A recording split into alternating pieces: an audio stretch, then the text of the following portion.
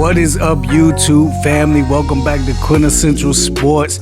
And did y'all just see what happened tonight? Did y'all see the ass whipping that transpired on national TV for all to see with the Dallas Cowboys getting mollywopped by the 7th seed Green Bay motherfucking Packers?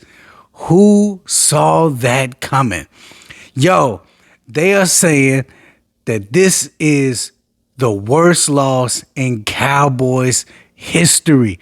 They're saying that it's the most embarrassing loss in Cowboys history. Jerry Jones said it's the most painful loss that he can remember in forever. So what in the hell is going on in Dallas? I'm going to tell you what's going on. The same motherfucking thing that's been going on for the last 27, 28 years. This is what I've been trying to tell all you Dallas Cowboy fans for so damn long. When y'all gonna get the clue? When y'all gonna get the message that y'all are not America's team? They talking about they had the Jerry, they talk about they had the curse of Jimmy Johnson on them. They said that they had the curse of Jimmy Johnson on them. Well, Jerry Jones was so desperate that he tried to do anything to fix this and finally tried to break the curse of Jimmy Johnson by inducting him into the Ring of Honor. And it still didn't work. So now what you gonna do? What they don't realize is they got Q's Cowboy curse on them. It's my curse that's on them. And my curse has been there for over 20 years. I celebrate every single year. I pop a bottle. You want to see it? I pop a bottle every year that the Cowboys do this shit. It's like clockwork. You know how the Miami Dolphins pop bottles when there's no more undefeated teams in the NFL? They know it's going to happen eventually every year. Nobody's going undefeated, so they get to pop a bottle because their record stands. Well, every year I get to pop a bottle when the Cowboys lose and choke and fail and don't live up to their expectations because I know it's coming. And my curse still stands. Q's Cowboy curse still stands. And I've been telling y'all Cowboy fans how to relieve yourselves of this curse. I'm telling y'all what to do to get this curse lifted. But y'all don't want to listen. So I'm going to tell y'all one more again, just so you know what it is and you can track it from here on out, because you might go another motherfucking 20 years without winning the Super Bowl. You just went 26, 27 years. If somebody would have told y'all back in 1996 that y'all wasn't going to win a Super Bowl for 27 years, you wouldn't have believed it. So if I sit up here and tell you I'm going to keep this Cowboy curse on y'all for another 27 years, you think I'm crazy. Y'all just went through 27. So what make you think you can't go through 27 more? Then let me tell y'all what y'all got to do to uplift, to relieve yourselves of this curse. I can tell y'all what it is because y'all ain't going to do it. Y'all ain't going to do what it takes to relieve yourselves of this curse, to remove this curse from you, because you don't have in you what it takes to remove it. And that is to shh. All you got to do to remove the Cowboy curse is shh. Shut the fuck up.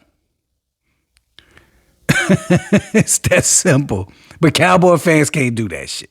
Cowboy fans cannot shut the fuck up because they still run around here after 27 years of Super Bowl droughts and failures. They still run around here talking about how about them Cowboys. They still get overhyped. They still talk all that shit like they've been relevant This shit is insane. It's really the definition of insanity. Y'all keep doing the same shit every year and expecting different results. And the answer to all of this shit is just shutting the fuck up. Because most organizations that go through 25, 26, 27, 28 years of failure, they humble themselves. They realize they ain't been shit in a long time, so they can't talk no more. They lower their expectations because they tell themselves, we ain't shit, we ain't done shit. That's the difference between Commander fans and Dallas fans. Commander fans can tell you to your face, we ain't shit. We ain't expecting nothing. We ain't gonna do nothing.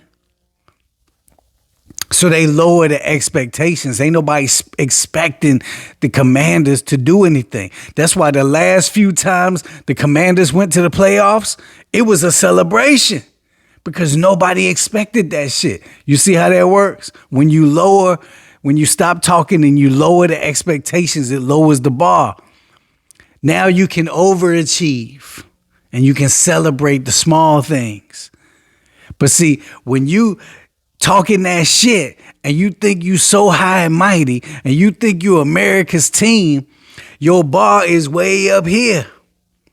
So when you fall short of that, even if you do good shit in the regular season and you win a playoff game, you set the bar too high. You kept talking this Super Bowl shit. You kept talking this America's team shit. So you underachieve. The Cowboys are the ultimate underachievers, which puts them in the category of ultimate chokers because you can never reach your potential. You can never reach your expectations because you got your motherfucking bar too high. So shut the fuck up. Be humble. Don't say shit about the Cowboys. Don't say nothing. Just shut the fuck up. Lower the expectations. Humble yourselves. Be real with yourselves. Stop talking this dusty ass, how about them Cowboy shit? Stop talking about them dusty ass rings. Don't nobody care about that shit. Y'all find yourselves in the same embarrassing bullshit every single year, and I keep popping bottles. When they gonna shut me up? Like the fact that I've been talking shit about the Cowboys for over 20-something years and y'all can't shut me up is like, this shit is the most amazing shit I've ever seen in sports. I've been a part of a lot of winning when it comes to sports. But this Cowboy shit takes the cake. You know, I was with Tom Brady. I was with them when they were the underdog, when Tom was the underdog, and I rode that Patriots wave. I rode that Brady wave all the way to the end. They couldn't say nothing to me. But this Cowboy shit might top that. Because I get so much joy out of seeing you Cowboys get humbled.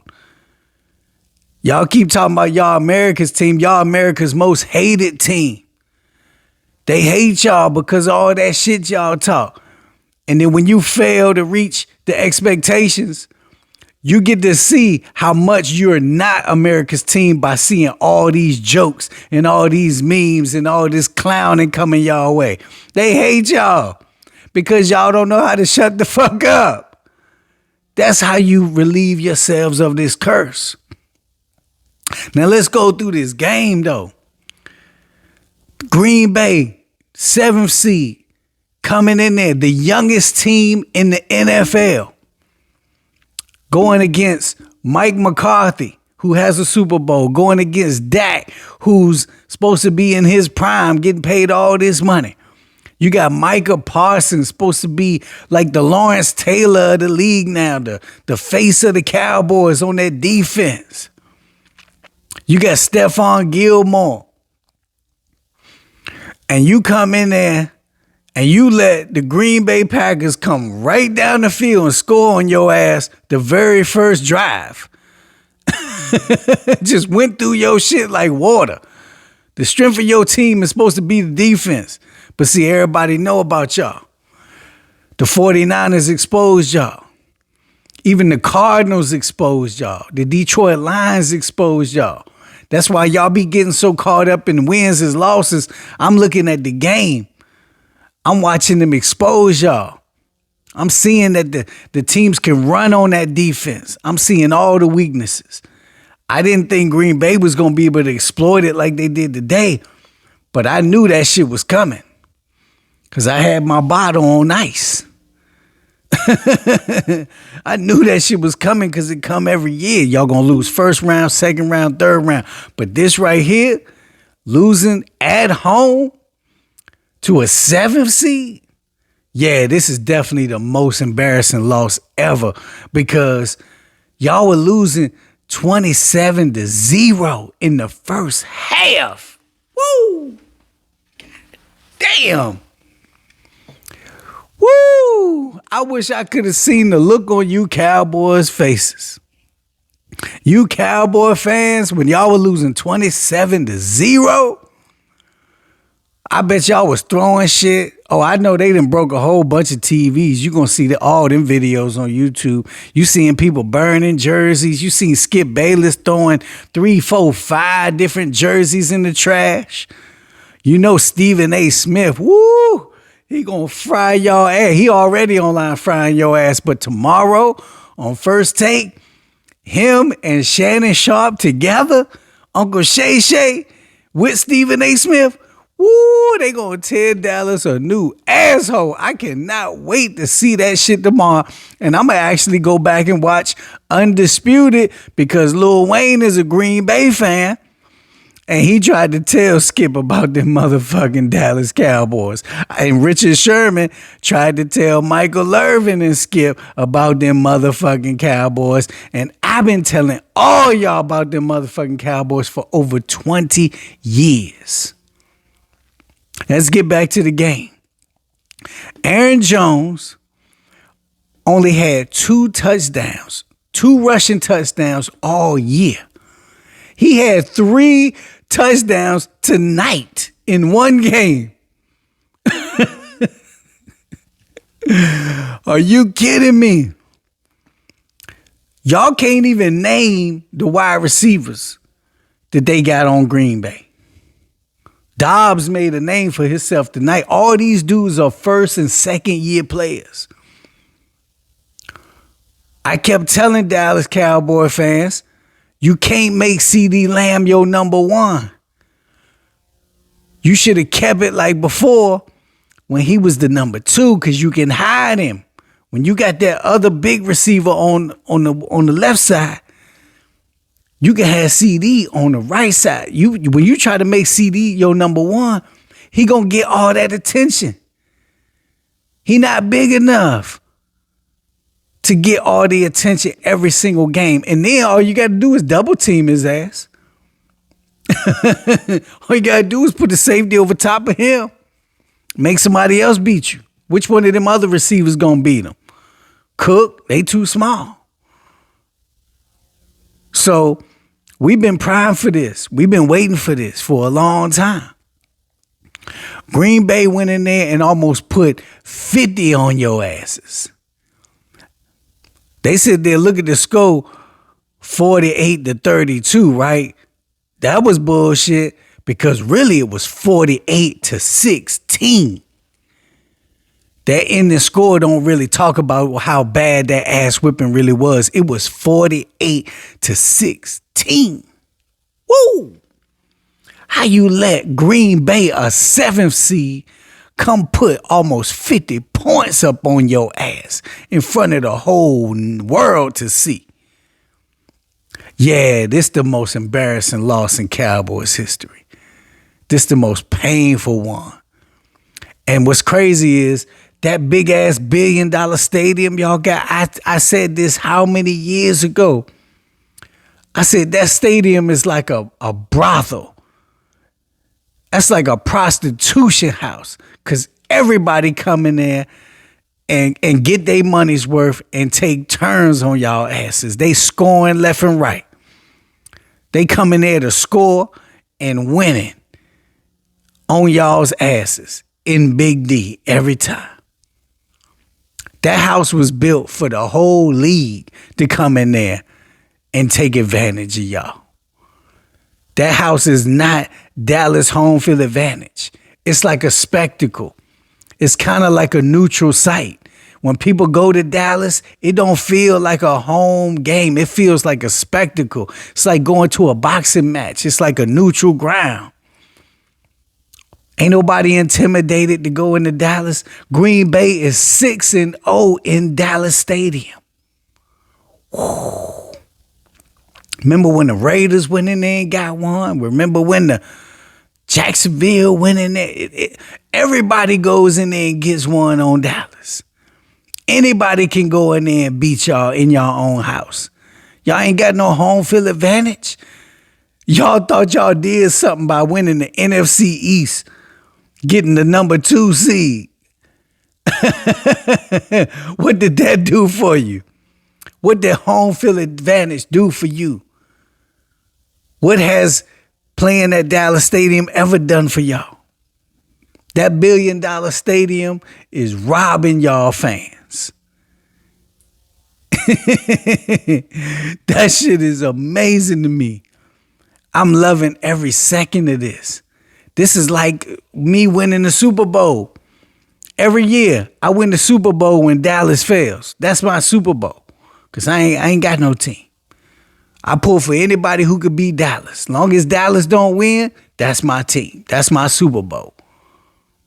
I love it. I pop bottles every single year. Bet these Dallas Cowboy fans. I kept telling y'all every year, go find you some Dallas Cowboy fans to bet. Bet them that they not going to win the Super Bowl. You can find 10 of them and bet them $100 a piece. That's the easiest $1,000 you going to make. You could have been making that for the last 27 years. That would have been $27,000. I find me some Cowboy fans to bet every year, and they fall for the same shit every single year. This shit is amazing to me. It's truly the definition of insanity. And I hope y'all keep it up because it's going to continue. It's going to continue. Because what Jerry Jones need to be doing is going in there and getting Bill Belichick.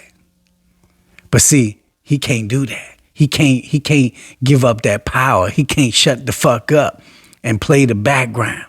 He got to be in the forefront. He got to be putting the pressure on the peoples. Belichick ain't having that shit.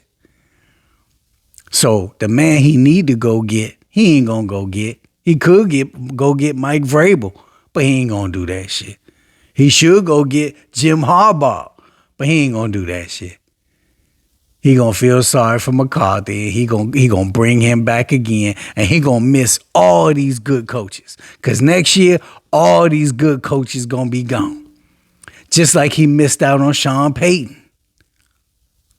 Jerry Jones don't know what the fuck he doing. When he signed Dak Prescott, us haters, we clapped.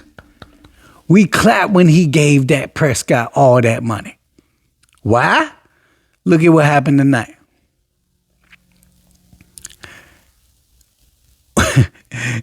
When he hired Mike McCarthy, we applauded. We said, thank you.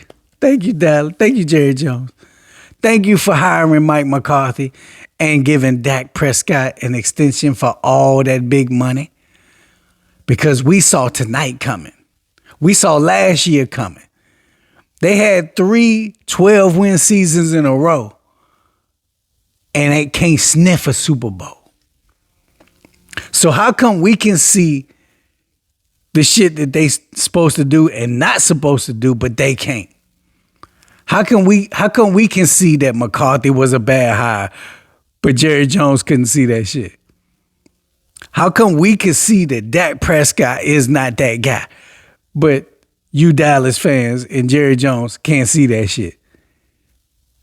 That's why we said, y'all the most delusional motherfuckers in the whole league. Y'all the most arrogant motherfuckers in the whole league. Because you can't look in the mirror and see your fucking problems. And you're going to keep dealing with this shit until you do. Until you shut the fuck up, humble yourselves, and look in the mirror and realize who y'all really are and lower the expectations, that's when you will be relieved of Q's cowboy curse. But that ain't never gonna happen. So let's keep this thing going for another 27 years. Because I'm going to keep popping bottles and I'm going to keep tapping you Cowboy fans' pockets every year. Until next time, I holla 100.